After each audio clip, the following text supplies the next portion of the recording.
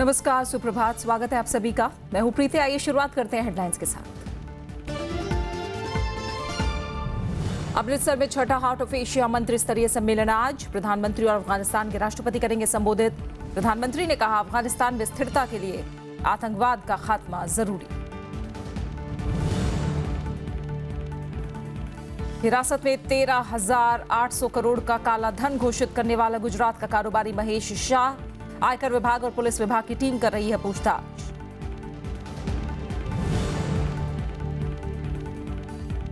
जनधन खाते में अवैध राशि जमा करने वालों पर होगी सख्ती। अवैध पैसों पर गरीबों का होगा हक। मुरादाबाद में परिवर्तन रैली में प्रधानमंत्री का ऐलान।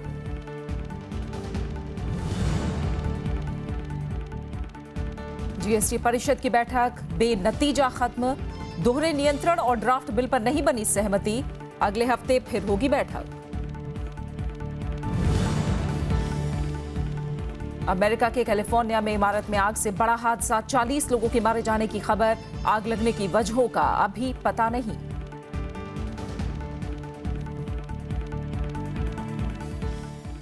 अमृतसर में छठे हार्ट ऑफ एशिया मंत्री स्तरीय सम्मेलन को आज प्रधानमंत्री नरेंद्र मोदी और अफगानिस्तान के राष्ट्रपति अशरफ गनी संबोधित करेंगे। कल विदेश मंत्रियों से मुलाकात में प्रधानमंत्री ने अफगानिस्तान को मौजूदा संकट से निकालने के लिए मिलकर काम करने पर जोर दिया। अमृतसर में छठे हार्ट ऑफ एशिया मंत्री स्तरीय सम्मेलन से पहले कल प्रधानमंत्री नरेंद्र मोदी पाकिस्तानी प्रधानमंत्री के विदेश मामलों के सलाहकार सरताज अजीज के अलावा 4 देशों के विदेश मंत्रियों से मिले। उन्होंने अफगानिस्तान में स्थिरता के लिए आतंकवाद के खात्मे को महत्वपूर्ण बताया। ईरान, किर्गिस्तान, अफगानिस्तान और स्लोवाकिया के विदेश मंत्रियों का स्वागत करते हुए प्रधानमंत्री ने अफगानिस्तान को मौजूदा संकट से निकालने के लिए मिलकर काम करने पर जोर दिया। Well, the countries have to come up with a strong verdict against terrorism. Otherwise, we cannot really forge unity and move forward. प्रधानमंत्री नरेंद्र मोदी और अफगानिस्तान के राष्ट्रपति अशरफ गनी की मौजूदगी में आज मंत्री स्तरीय सम्मेलन शुरू होगा। भारतीय प्रतिनिधिमंडल का नेतृत्व वित्त मंत्री अरुण जेटली करेंगे। सम्मेलन में दक्षिण एशिया में बढ़ते आतंकवाद और अफगानिस्तान में संचार माध्यमों में सुधार पर सबसे ज्यादा जोर रहने की उम्मीद है। Key point in this is Afghanistan and how terrorism is affecting the possibility of regional cooperation and the economic and social development of Afghanistan. It's the core issue. रात्रि भोज में शिरकत से पहले प्रधानमंत्री नरेंद्र मोदी अमृतसर के स्वर्ण मंदिर पहुंचे। उन्होंने वहां मत्था टेका और श्रद्धालुओं को लंगर भी खिलाया। इस मौके पर अफगानिस्तान के राष्ट्रपति अशरफ गनी भी उनके साथ थे। इससे पहले छठा हार्ट ऑफ एशिया सम्मेलन कल अमृतसर में शुरू हो गया। संबंधित देशों के वरिष्ठ अधिकारियों के बीच वार्ता में अमृतसर घोषणा पत्र को अंतिम रूप देने और क्षेत्रीय आतंकवाद के खिलाफ ढांचे को स्वीकार करने पर चर्चा हुई। सम्मेलन के दौरान अफगानिस्तान में शांति, सहयोग और विकास के उपायों पर चर्चा हो रही है। इसमें 44 देशों और समूहों के प्रतिनिधि हिस्सा ले रहे हैं। अखिलेश सुमन, राज्यसभा टीवी, अमृतसर। भारत ने कतर के ऊर्जा क्षेत्र में निवेश में रुचि दिखाई है। प्रधानमंत्री नरेंद्र मोदी ने कल कतर के प्रधानमंत्री शेख अब्दुल्ला बिन नसीर बिन खलीफा अल थानी के साथ वार्ता के दौरान ये बात कही। दिल्ली में हुई इस वार्ता के बाद इन दोनों देशों ने 5 क्षेत्रों में करार किए। इनमें वीजा, साइबर स्पेस, निवेश, पोर्ट प्रबंधन से जुड़े समझौते शामिल हैं। दोनों नेताओं ने व्यापार और सुरक्षा के मसले पर भी बात की। साथ ही दोनों नेताओं ने माना कि आपसी व्यापार बहुत कम है और इसे बढ़ाने की जरूरत है। कतर ने भारत को बुनियादी ढांचे में निवेश के लिए न्योता दिया। दोनों नेताओं ने इराक, सीरिया और यमन की स्थिति पर भी चर्चा की।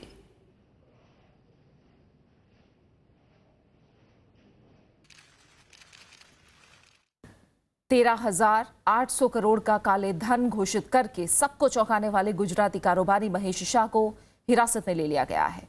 आयकर विभाग की टीम ने उसे अहमदाबाद में पकड़ा। आयकर विभाग और पुलिस की टीम उससे पूछताछ कर रही है। माना जाता है कि महेश शाह गुजरात, महाराष्ट्र और दक्षिण भारत में जमीन का कारोबार करता था। दरअसल वीडिया स्कीम के तहत महेश शाह की घोषणा के बाद आयकर विभाग ने कार्रवाई की। इसके बाद वो गायब हो गया था। इसके बाद शनिवार शाम वो नाटकीय तरीके से एक टीवी स्टूडियो में पहुंच गया था, जिसके बाद आयकर विभाग ने ये कार्रवाई की। प्रधानमंत्री नरेंद्र मोदी ने कल मुरादाबाद में नोटबंदी के फैसले को भ्रष्टाचार और काले धन को खत्म करने के लिए उठाया गया कदम बताया। बीजेपी की परिवर्तन रैली में उन्होंने इसका विरोध करने वालों की आलोचना की। मुरादाबाद में बीजेपी की परिवर्तन रैली में प्रधानमंत्री ने नोटबंदी का समर्थन करने के लिए लोगों का आभार जताया। साथ ही विरोध करने वालों पर भी जमकर हमला बोला। उन्होंने कहा कि पहले जो सरकारें सत्ता में रही हैं, उनको गरीबों की परवाह नहीं थी। भ्रष्टाचार को हर समस्या की जड़ बताते हुए प्रधानमंत्री ने कहा कि इसने गरीबों का हक छीना है। आपने देश को कतार में 70 साल तक खड़ा किया है। उन कतारों को खत्म करने के लिए ये मैंने आखिरी कतार लगाई है। आपने इसको सहन किया है। मैं मेरे देशवासियों आपकी तपस्या को बेकार नहीं जाने दूंगा। प्रधानमंत्री ने कहा कि विकास से हर समस्या का समाधान निकल सकता है और देश से गरीबी हटाने के लिए उत्तर प्रदेश और बिहार जैसे राज्यों का विकास जरूरी है। तो सबसे पहले जो बड़े बड़े राज्य हैं, उत्तर प्रदेश हो, बिहार हो, महाराष्ट्र हो, पश्चिम बंगाल हो, वहां से जितनी जल्दी से हम गरीबी को हटाएंगे, देश उतना ही जल्दी गरीबी से मुक्त होगा। प्रधानमंत्री ने लोगों से बदलाव में शामिल होते हुए कैशलेस ट्रांजैक्शन और मोबाइल फोन से बैंकिंग को अपनाने पर जोर दिया। लोगों से जनधन खातों में दूसरों का जमा अवैध पैसा नहीं निकालने की अपील भी की। प्रधानमंत्री ने कहा कि उनकी सरकार हर वादे और पैसे का हिसाब जनता को दे रही है। Bureau report, Rajya Sabha TV. नोटबंदी के 23 दिन बाद कल से देश भर के राजमार्गों पर टोल टैक्स फिर शुरू हो गया। इसके चलते टोल प्लाजा पर लंबी कतारें लगी रहीं। 500 के पुराने नोट से भुगतान से रोक और खुले पैसों को लेकर लोगों को भारी परेशानी का सामना करना पड़ा। देश भर में हाईवे पर शनिवार से फिर टोल वसूलना शुरू हो गया है। ये तस्वीरें मेट्रो शहरों के राजमार्ग पर बने टोल प्लाजा की हैं। दिल्ली से 24 किलोमीटर दूर मानेसर, बेंगलुरु एयरपोर्ट के पास और मुंबई के वासी टोल पर सुबह से ही गाड़ियों और ट्रकों की लंबी कतारें देखने को मिली। कुछ लोगों को खुले पैसों के लिए इंतजार करना पड़ा, तो कई पुराने 500 रुपए के नोट से ही टोल का पैसा चुकाने की कोशिश करते नजर आए। अभी ऐसा है, हम लोग 15-20 मिनट से क्यू में हैं और नियम ये बोलता है कि आप 5 मिनट से अगर ज्यादा हो तो आपको क्यू में ये टोल भरने का जरूरत नहीं है। अभी मैं आपके सामने 10 मिनट से इधर वेट कर रहा हूँ चेंज के लिए। क्या होगा, चिल्लर का थोड़ा प्रॉब्लम है, वही प्रॉब्लम। वो 500 ले तो नो प्रॉब्लम। नहीं जी, हम कहाँ जाए, हम तो ड्राइवर आदमी हैं, कहाँ को माल को बदल के देगा तो करेंगे जी। अब 500 के पुराने नोट टोल पर नहीं चलेंगे, लेकिन अब लोगों को राहत देते हुए 200 रुपए से अधिक का टोल होने पर 500 रुपए के पुराने नोट 15 दिसंबर तक लिए जाएंगे। अधिकांश टोल पर लोगों ने कैश नहीं होने की वजह से क्रेडिट कार्ड, डेबिट कार्ड या फिर पेटीएम के जरिए भुगतान किया। यहाँ कैशलेस भुगतान के लिए फास्टैग सुविधा भी शुरू की गई। क्या है वही यूज कर रहे हैं। लेकिन वाहनों की लंबी कतारों की वजह से लोग ट्रैफिक जैम में भी घंटों फंसे रहे। ट्रैफिक में आधे घंटे से खड़े हैं। पहले इतनी दिक्कत नहीं आ रही थी टोल में, अब परेशानी भुगतनी पड़ रही है। अपने समय पर नहीं पहुंच पा रहे हैं हर जगह पे। सरकार के 500 और 1000 के पुराने नोटों को बंद करने के फैसले के बाद से 2 दिसंबर तक राष्ट्रीय राजमार्गों को टोल फ्री कर दिया गया था। अनु दीवान, राज्यसभा टीवी। पेट्रोल पंप पर 500 के पुराने नोट बंद होने के बाद ग्राहकों की कमी हो गई है। मालिकों का कहना है कि उन्हें नकदी की समस्या से भी जूझना पड़ रहा है। दिल्ली का ये पेट्रोल पंप अब ग्राहकों की बाट जो रहा है। पेट्रोल पंपों पर 500 के पुराने नोट बंद होने के बाद तकरीबन सभी पेट्रोल पंप का यही हाल है। मालिकों का कहना है कि उनके पास पर्याप्त छुट्टे नहीं हैं। अभी तो सेल्स डाउन है, बिल्कुल डाउन है, क्योंकि कल 500 रुपये चल रहे थे तो लोगों ने टैंक फुल करा लिए अपने अपने। कल के मुकाबले आज कस्टमर बहुत कम है, तो उसके पास कल शाम तक ऑप्शन था कि भाई तू 12 बजे तक यहाँ से पेट्रोल डलवा ले, तेरा पैसा लग जाएगा बजाय बैंक में लगने। कुछ लोगों की शिकायत थी कि उन्हें एटीएम से 2000 के नोट ही मिले, जो पंप कर्मचारी नहीं ले रहे। 2000 का नोट है, हम 500 रुपये का तेल डलवा रहे थे, मने कर रहे हैं तेल नहीं डालूंगा जी। ऐसे मेरे पास पैसे खुले नहीं, खुले कहाँ से लाओ? एटीएम से निकाला है, 2000 का नोट निकलता है, हम पैसे हम कहाँ से बनाए अपने? जब मार्केट में पैसे ही नहीं मिल रहा तो कहाँ से लेके देंगे हम? खुले कहाँ से देंगे? उससे इतने भाई साहब कम से कम 1000 या 1200 रुपये का पेट्रोल लेगा तो 800 रुपये दे सकता है आदमी। अब वो कहे मैं 200 रुपये का तेल डाल रहा हूँ, मुझे 1800 रुपये दे, वो कहाँ से लाऊंगा? इसलिए उसको मना कर देते हैं हम। कुछ ग्राहक स्वाइप मशीन से भुगतान करते दिखे, लेकिन इसकी जानकारी सबके पास नहीं है, इसीलिए लोग परेशान भी रहे। हम तो लिखे पढ़े नहीं है, हम लिखे पढ़े अनपढ़ गंवार है, हमारे से नहीं, हम तो अंगूठा छाप है। पेट्रोल पंप पर पहले 15 दिसंबर तक 500 के पुराने नोट चलने थे, लेकिन अचानक इसकी मियाद घटाकर 2 दिसंबर कर दी गई। हरिओम राय, राज्यसभा टीवी। पश्चिम बंगाल के टीएमसी विधायकों ने कल राज्यपाल केसरीनाथ त्रिपाठी से मुलाकात की। ये मुलाकात टोल प्लाजा पर सेना की तैनाती के विरोध में हुई। उधर राज्यपाल ने कहा कि सेना को बदनाम करने की कोशिश नहीं होनी चाहिए। वहीं मुख्यमंत्री ममता बनर्जी ने पलटवार करते हुए कहा कि राज्यपाल को बुलाने से पहले तथ्यों पर गौर करना चाहिए था। पश्चिम बंगाल के टोल प्लाजा पर सेना की तैनाती पर तकरार बढ़ती जा रही है। राज्य के राज्यपाल केसरीनाथ त्रिपाठी ने टीएमसी सरकार को नसीहत दी और कहा कि सेना जैसे संगठन पर आरोप लगाते वक्त सावधान रहना चाहिए। Every person should take care in making allegation against a responsible organization like army. मुख्यमंत्री ममता बनर्जी ने राज्यपाल के बयान पर कड़ी आपत्ति जताई है। उन्होंने कहा कि राज्यपाल को सभी तथ्यों की जांच करने के बाद बयान देना चाहिए था। আমরা আজকে স্মারকলিপিতে জানিয়েছি যে কিভাবে রাজ্য সরকারের অনুমোদনবিহীন এই রাজ্যের 18টি স্থানে সেনাবাহিনীকে ব্যবহার করা হয়েছে।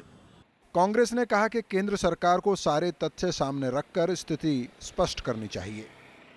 ये बहुत संवेदनशील मसला है और अगर स्टेट गवर्नमेंट को कुछ कंसर्न है तो केंद्रीय सरकार को क्लैरिफाई करना चाहिए। बंगाल की जो पुलिस है वो कह रहे हमने परमिशन दी नहीं थी, इस चीज को क्लैरिफाई करना चाहिए। केंद्र सरकार ने दोहराया कि सेना की तैनाती पुलिस की अनुमति के बाद की गई थी, इसलिए इस पर राजनीति से बचना चाहिए। Dragging the army into controversy, it is not in the national interest. This is totally condemnable. Whoever has done it, and not only Trinamool, unfortunately, the Congress party and others also, without knowing the full truth or without waiting for the details, they try to make it a big issue. Mamata Banerjee ने गुरुवार को आरोप लगाया था कि राज्य के कई टोल प्लाजा पर सेना की तैनाती राज्य सरकार की अनुमति के बिना की गई। हालांकि सेना ने कहा कि बंगाल पुलिस से तालमेल के बाद ये तैनाती हुई थी और इसका मकसद कुछ आंकड़े जुटाना था।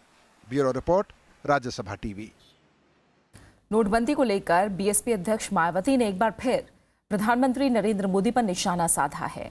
उन्होंने कहा कि प्रधानमंत्री में सिर्फ राजनीतिक फायदे के लिए ये फैसला लिया है। मायावती का कहना है कि मोदी सरकार अपने वादों से लोगों का ध्यान हटाने के लिए इस तरह का फैसला कर रही है। मायावती ने कहा कि नोटबंदी के फैसले से देश की 90% जनता परेशान है। उन्होंने कहा कि बीएसपी जनता की तकलीफों को कम करने के लिए केंद्र सरकार के बेतुके फैसलों का संसद के भीतर और बाहर सख्त विरोध करती रहेगी। गैर भाजपा शासित राज्यों में तो नोट वितरण में भी काफी भेदभाव किया जा रहा है, जिनको लेकर अब पूरे देश की आम जनता काफी ज्यादा परेशान व उलझी हुई भी लगती है। और इतना ही नहीं, बल्कि इनके इस बिना पूरी तैयारी के लिए गए फैसले से अभी भी पूरे देश में लगभग 90% से अधिक जनता आए दिन खुले आसमान के नीचे लाइन लगाकर अपने खुद के ही पैसों को निकालने के लिए एटीएम व बैंकों आदि के बाहर खड़ी रहती है। और खबरें लगातार जारी हैं। हम लौट रहे हैं एक छोटे से ब्रेक के बाद।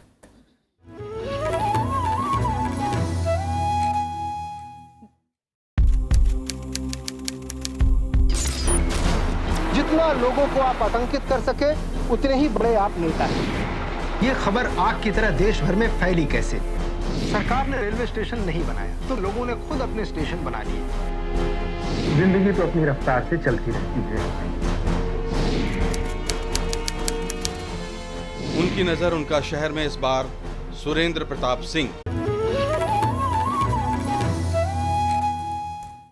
जीएसटी से जुड़े 2 मसौदा कानून पर फिलहाल सहमति नहीं बन पाई है। वित्त मंत्री अरुण जेटली ने बताया कि जीएसटी काउंसिल की बैठक में सेंट्रल जीएसटी और स्टेट जीएसटी कानूनों के मसौदे पर चर्चा हुई, लेकिन ये चर्चा पूरी नहीं हो पाई।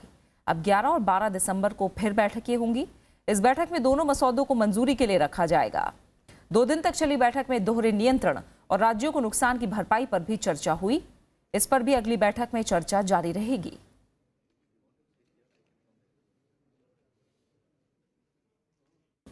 ऐसा लगता है कि इन कानूनों के अप्रूवल में, क्योंकि एक लेजिस्लेटिव फंक्शन है जीएसटी काउंसिल का, काफी समय लगेगा।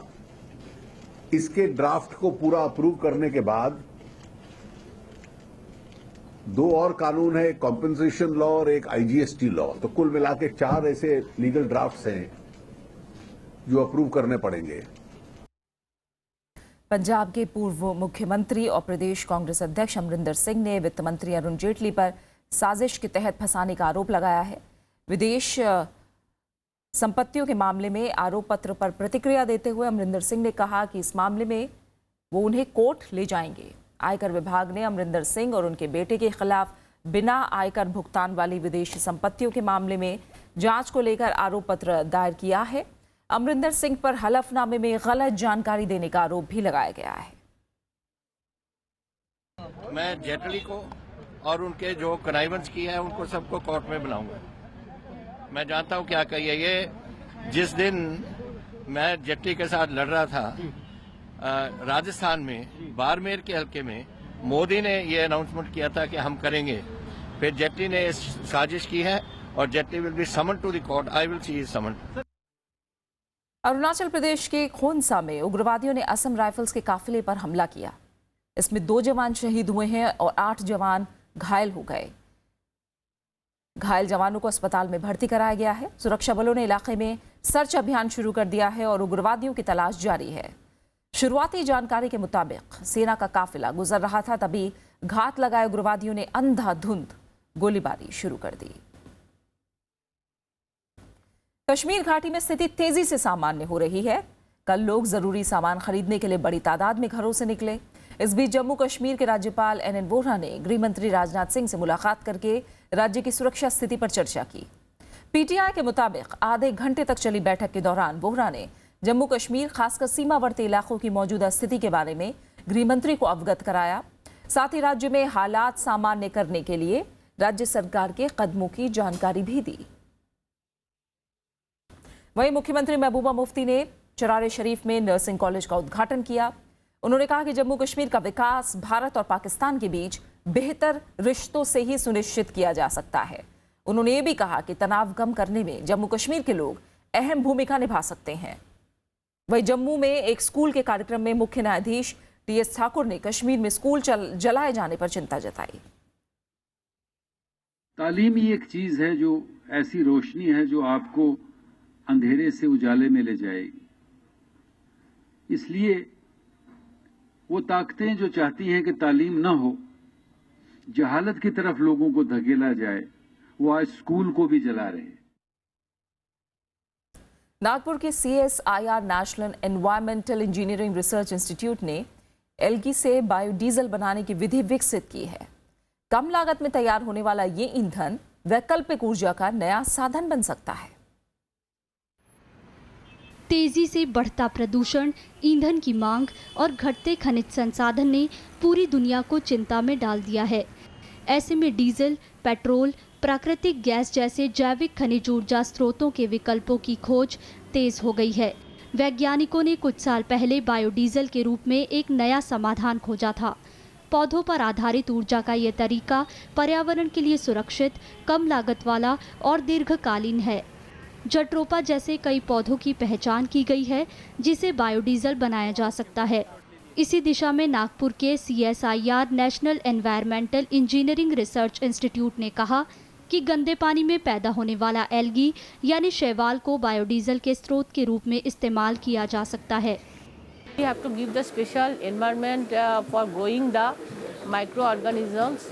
After growing that it will absorb the carbon dioxide and ultimately that algae will be converted to oils, and from oils we can be converted to diesels. शोधकर्ताओं की team ने पश्चिमी महाराष्ट्र में वाहन बनाने वाले एक प्लांट से निकलने वाले गंदे पानी में मौजूद कई माइक्रो एल्गी का अध्ययन किया। इसमें एल्गी की विभिन्न किस्मों को अलग किया और उनका अलग अलग अध्ययन कर उनकी संरचना और कार्बन डाइऑक्साइड ग्रहण करने की क्षमता के बारे में पता लगाया। शोध के नतीजों से पता चला कि एल्गी वातावरण में मौजूद कार्बन डाइऑक्साइड की मदद से चर्बीदार तत्व पैदा करता है, जिसे बायोडीजल में बदला जा सकता है। अध्ययन में ये भी पता चला कि मिश्रित एल्गी के नमूनों में सबसे अधिक कार्बन डाइऑक्साइड सोखने की क्षमता है। अभी तक फसल के रूप में बायोडीजल वाले पौधों की खेती में बहुत ज़्यादा पानी का इस्तेमाल होता है, लेकिन एल्गी के साथ ऐसा नहीं है। ये पौधे इंसानों के लिए खाद्य के स्रोत भी नहीं है, लिहाजा इंसानों की खाद्य श्रृंखला पर भी इसका असर नहीं पड़ता। इससे साफ है कि शैवाल वैकल्पिक ऊर्जा का नया साधन बन सकता है। Bureau report, Rajya Sabha TV. कल अंतर्राष्ट्रीय दिव्यांग दिवस मनाया गया। राष्ट्रपति प्रणब मुखर्जी ने दिव्यांगजनों के आर्थिक सशक्तिकरण पर जोर दिया है और सरकार के साथ ही निजी क्षेत्र में ऐसे लोगों को ज्यादा से ज्यादा नौकरी देने की जरूरत बताई। इस मौके पर उन्होंने कई लोगों को दिव्यांगजन सशक्तिकरण राष्ट्रीय पुरस्कार से भी नवाजा। अंतर्राष्ट्रीय दिव्यांग दिवस के मौके पर दिल्ली में राष्ट्रपति प्रणब मुखर्जी ने हिम्मत और हौसले से नई ऊंचाइयां हासिल करने वाले दिव्यांग लोगों को पुरस्कार से नवाजा। इस मौके पर राष्ट्रपति ने दिव्यांगों को तकनीक के इस्तेमाल से कामयाबी हासिल करने की सलाह दी। साथ ही ऐसे लोगों को आर्थिक तौर पर आत्मनिर्भर बनाने पर जोर दिया। Employment is a vital factor in the economic empowerment of the persons with disabilities. Vacancies have been reserved for such applicants in government ministries and establishments. I would encourage both the public as well as private sectors to be active partners in this endeavor. सामाजिक न्याय और अधिकारिता मंत्री थावरचंद गहलोत ने कहा कि सरकार दिव्यांगों के लिए कई तरह की योजना चला रही है। हमने 4,449 कैंप आयोजित किए हैं, सार्वजनिक कैंप आयोजित किए हैं और उसमें 5,75,000 से ज्यादा लाभार्थियों को लाभान्वित किया है। समारोह में दिव्यांगों के लिए बेहतर काम करने वाली महाराष्ट्र, ओडिशा और छत्तीसगढ़ सरकार की सामाजिक न्याय मंत्रियों को भी पुरस्कृत किया गया। इस मौके पर दिव्यांगजन सशक्तिकरण राष्ट्रीय पुरस्कार से सम्मानित लोगों ने अपने अनुभव साझा किए। ये सबके प्यार और विश्वास का नतीजा है कि हम यहाँ तक पहुँचे हैं। ये मेरे बच्चों की मुस्कान है। मैं 61 बच्चों को पढ़ाता हूँ। खुद ही को कर बुलंद इतना कि हर तकदीर से पहले खुदा बंदे से खुद पूछे बता तेरी रज़ा क्या है। डॉक्टर इकबाल की कही गई ये पंक्तियाँ सही मायने में देश भर से आए हुए तमाम दिव्यांगजनों की मेहनत, मशक्क़त और संघर्ष पर खरी उतरती है। कैमरामैन शिव कुमार के साथ मोहम्मद फातेह टीपू, राज्यसभा टीवी, दिल्ली। अमेरिका में कैलिफोर्निया के ऑकलैंड इलाके में कल बड़ा हादसा हुआ।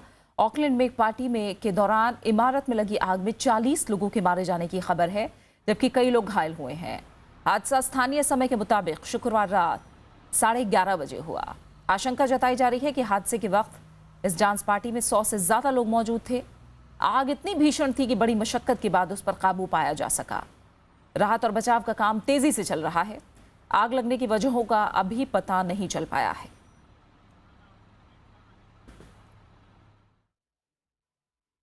मशहूर कवि, शायर और पूर्व राज्यसभा सांसद बेकल उत्साही का कल निधन हो गया।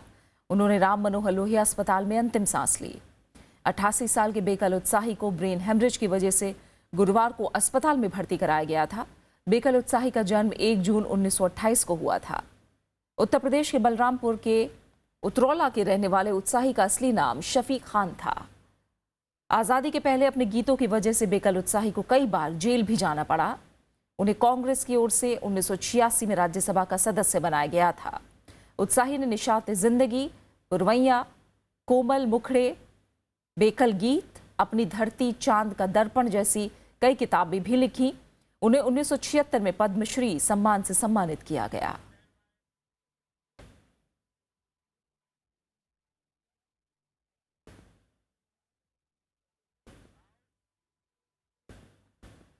पूर्व प्रधानमंत्री और राजनीतिज्ञ इंद्र कुमार गुजराल की आज जयंती है। 4 दिसंबर 1919 को पंजाब के झेलम में जन्मे गुजराल राजनीतिज्ञ के अलावा एक समाजवादी लेखक भी थे। उन्होंने विदेश नीति पर कई किताबें लिखी। वो 3 बार राज्यसभा और 2 बार लोकसभा सांसद रहे। राजनीतिक सफर में उन्होंने कई पदभार संभाले। 1989 से 1990 के बीच वो विदेश मंत्री रहे। 1997 में वो भारत के 12वें प्रधानमंत्री बने और 2012 में लंबी बीमारी के बाद 30 नवंबर को उनका निधन हो गया।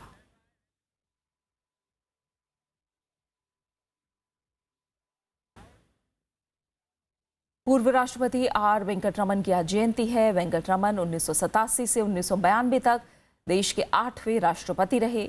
उनका जन्म 4 दिसंबर 1910 को तमिलनाडु के तंजौर के पास पट्टुकोट्टई में हुआ। उन्होंने आज़ादी के आंदोलन में सक्रिय भूमिका निभाई। 1952 से 1957 तक वो देश की पहली संसद के सदस्य रहे। 1980 में लोकसभा का फिर सदस्य चुने जाने के बाद वो इंदिरा गांधी की सरकार में मंत्री रहे। उन्होंने वित्त मंत्री के बाद रक्षा मंत्री का भी कार्यभार संभाला। और अब आखिर में हेडलाइंस।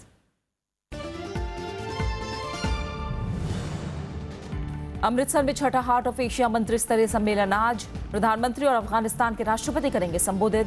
प्रधानमंत्री ने कहा अफगानिस्तान में स्थिरता के लिए आतंकवाद का खात्मा जरूरी।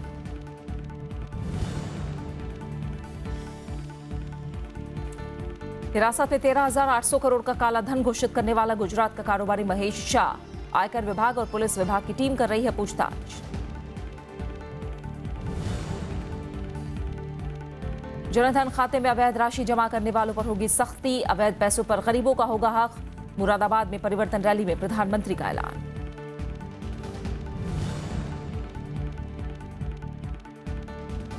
जीएसटी परिषद की बैठक बेनतीजा खत्म। दोहरे नियंत्रण और ड्राफ्ट बिल पर नहीं बनी सहमति। अगले हफ्ते फिर होगी बैठक।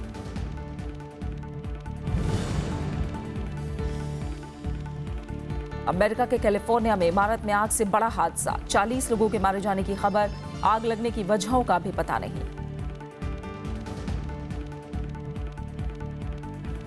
और फिलहाल इस बुलेटिन में इतना ही। आगे देखिए तरकश। नमस्कार।